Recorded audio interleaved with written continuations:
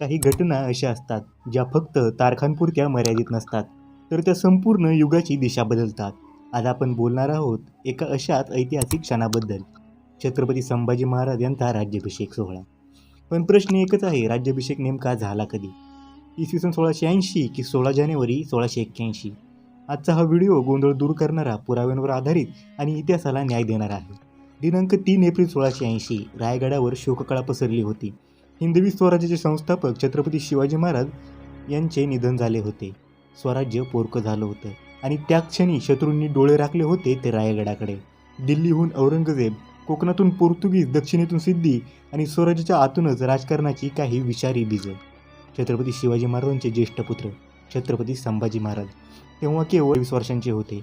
पराक्रमी, विद्वान पण स्पष्ट वक्ते आणि हाच स्वभाव काही सरदारांना खटकत होता. याच काळात एक मोठा कट रचला गेला छत्रपती संभाजी महाराजांना बाजूला करून राजाराम महाराजांना गादीवर बसवण्याचा. रायगडात फूट पडली होती, स्वराज्य आतून हादरलं होतं. या गोंधळाच्या काळात जुलै 1680 छत्रपती संभाजी महाराजांनी सत्तेची सर्व सूत्रे आपल्या हातात घेतली. इथेच अनेक लोक थांबतात आणि म्हणतात संभाजी महाराजांचा राज्याभिषेक 1680 झाला. पण इथे इतिहास समजून घेणे फार महत्त्वाचं आहे. जुलै 1680 संभाजी महाराज राजे झाले, पण अधिकृत राज्याभिषेक झाला नव्हता. का? त्याचं कारण असं की वैदिक विधी झाले नव्हते, धर्मशास्त्रानुसार अभिषेक नव्हता, राजचिन्ह प्रदान झाले नव्हते, राज्यसभेची औपचारिक मान्यता नव्हती. तो काळ होता सत्ता सांभाळण्याचा, संकट आवरण्याचा, स्वराज्य वाचवण्याचा.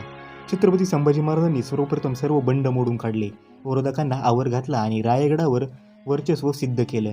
आणि मग स्वराज्याच्या इतिहासात तो सुवर्ण क्षण आला.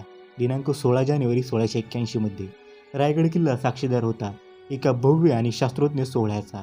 संपूर्ण वैदिक मंत्रोच्चार, राजसूय परंपरेनुसार अभिषेक, ब्राह्मण, सरदार, सेनानी उपस्थित होते. या दिवशी छत्रपती संभाजी महाराजांचा खरा अधिकृत वैदिक राज्याभिषेक झाला.